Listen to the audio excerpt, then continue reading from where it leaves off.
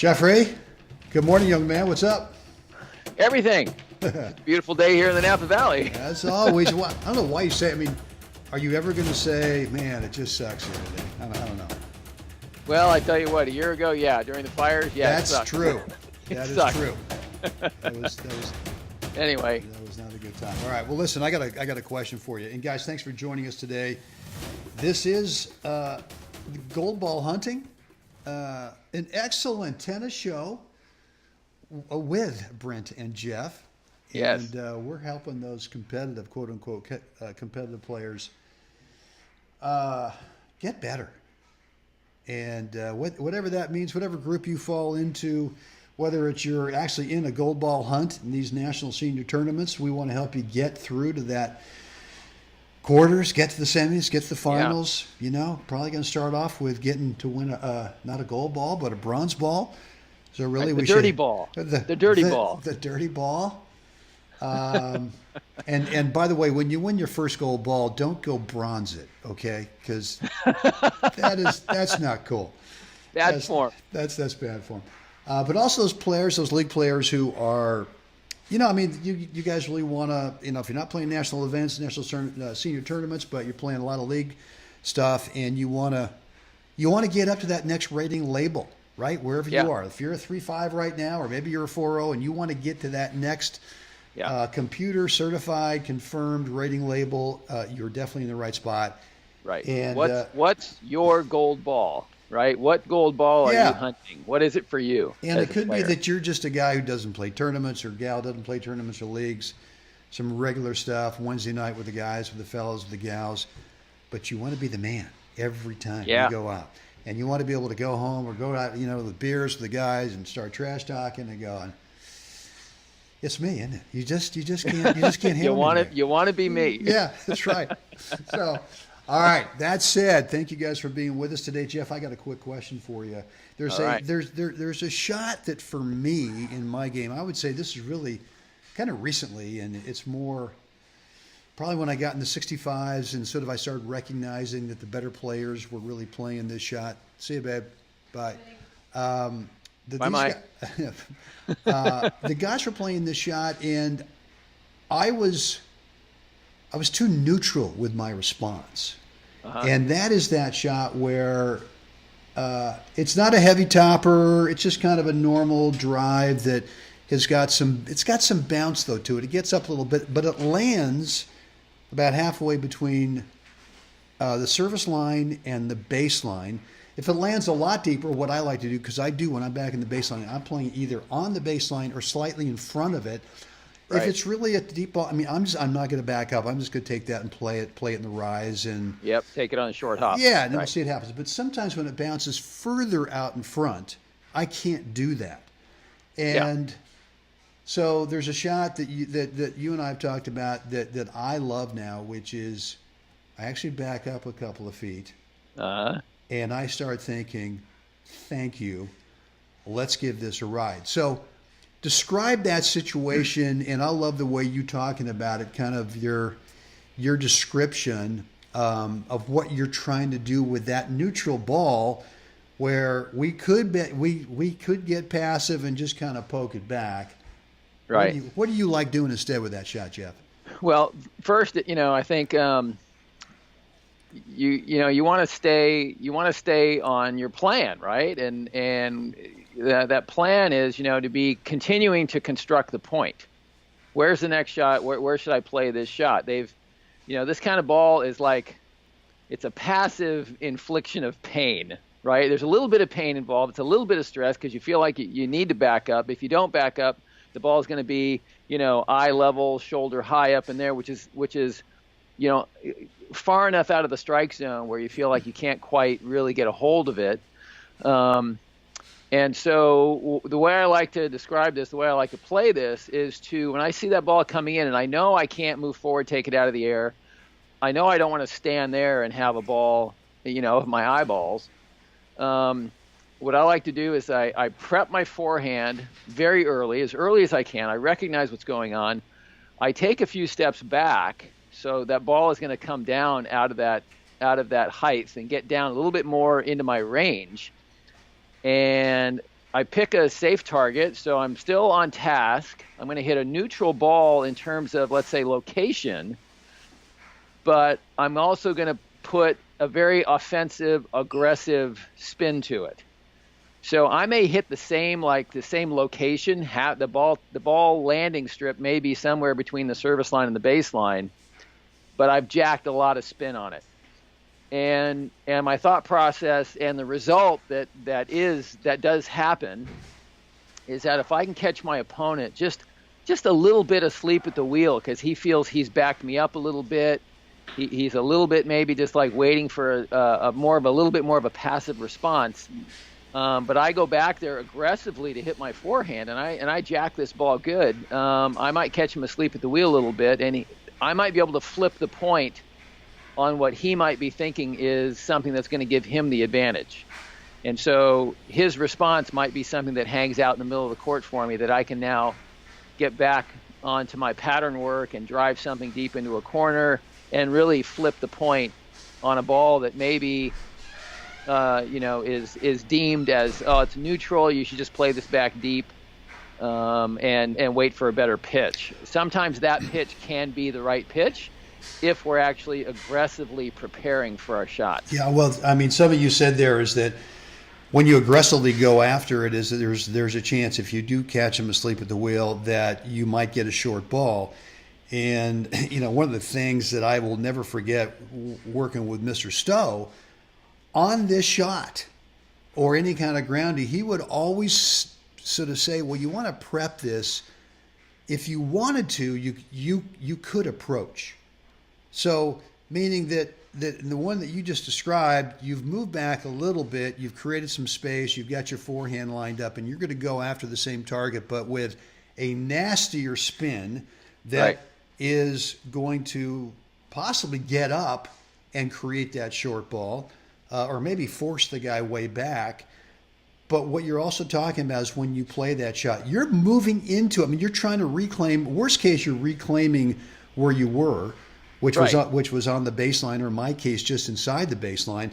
I'm going to back up, and I'm going to do what you said, and I'm going to make sure that part of the swing technique is the footwork that's bringing me back forward. Right. I'm not going to stand back there and sort of observe and judge. Okay, right. Well. You're not going to wait to see what happens. You're Right. going to hit this ball aggressively. You're going to see, let's assume that you've hit it the way you wanted to hit it.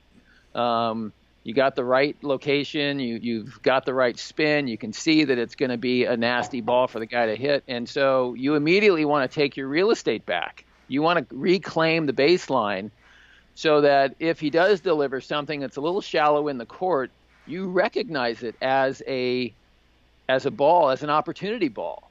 If we hold a neutral position after we make this shot and kind of hang 6-7 feet behind the baseline, now if they give you that opportunity ball all of a sudden is a ball that I'm struggling with because I've added 7-8 feet of runtime distance to it because I didn't take the baseline back. I didn't reclaim it. So that's a really that's good that you brought that up because that's a really important part of the sequence in that play is that you hit it, recognize it, take your real estate back, and then be on the hunt for a short ball. You got to be thinking these things in your head because this is not a hit and wait to see what I get type of play. If you have to back up on the next one a little bit, so be it. Back up, do it again, take your real estate back. Yeah.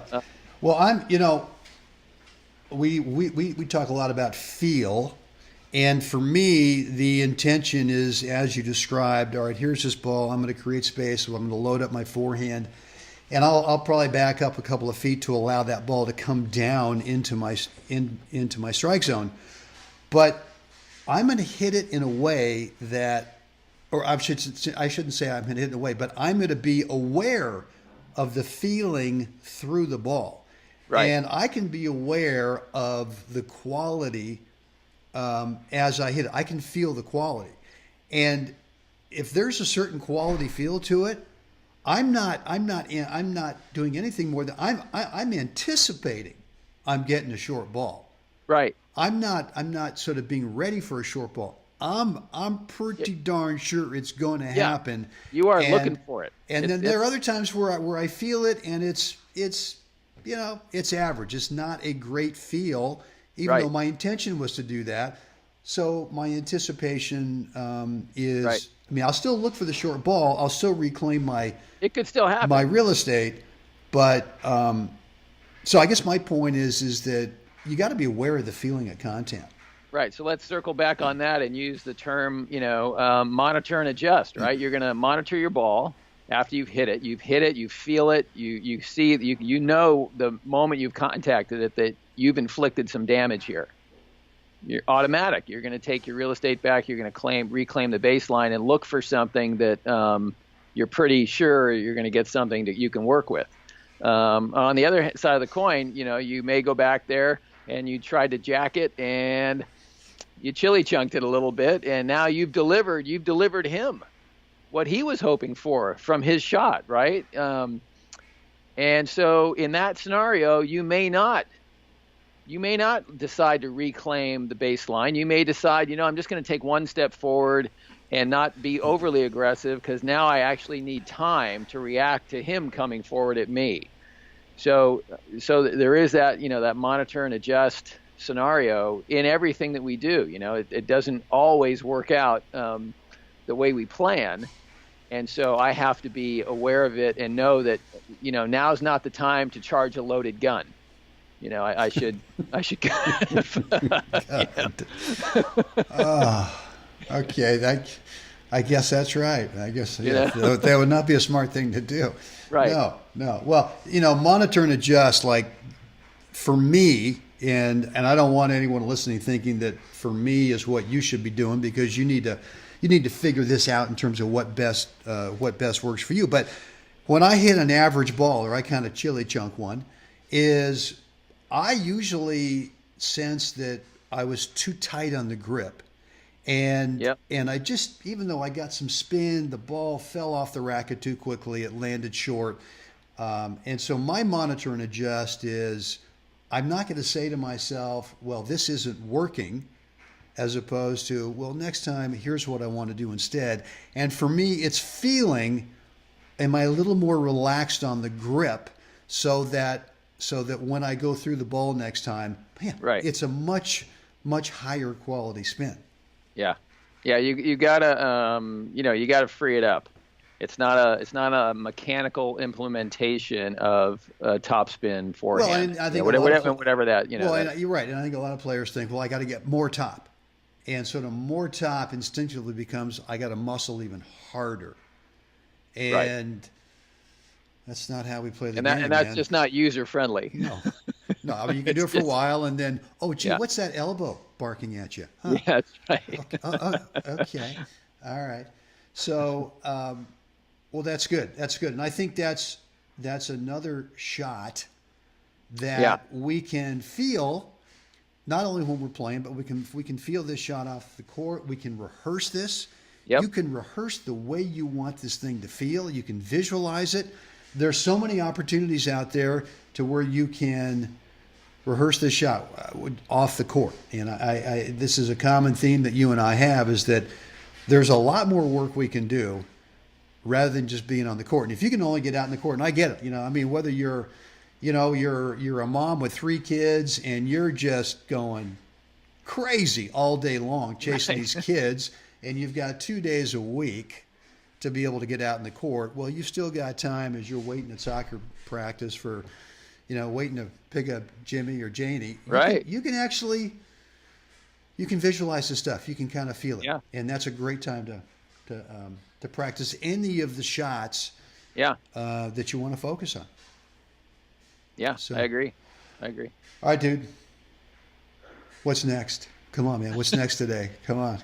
Give it to me. I'm waiting. I want it right now. Waiting. Yes. We'd love you to like us. We'd love you to share us. We'd love you to subscribe. Oh, We'd God. love to hear your comments. Oh, the avalanche of all of the social, that. all the stuff. Yes. Well, all right. So how do they do all that stuff? How do they like us? There's a button somewhere, and then there's a subscribe button somewhere, Yes. and a share button. Good. And do it. It's easy. It's fun. Yeah. Oh, and speak of relaxing, if you got the mouse, you got the keypad, you don't have to jam it. You don't have to be tight on it. You don't have to be firm. Just take a light little like click, and that's a like, that's a share. Yeah. But if you got any questions on this stuff, you could go down below in the comment section. Leave us a question, leave us a comment. We love to read and respond to you, which we will do. So, JJ, Yeah. as always, a lot of fun. Guys, get out there, help someone else have a great day, and we'll do this again tomorrow. Can't wait. Bye, man. See ya. Talk to you later.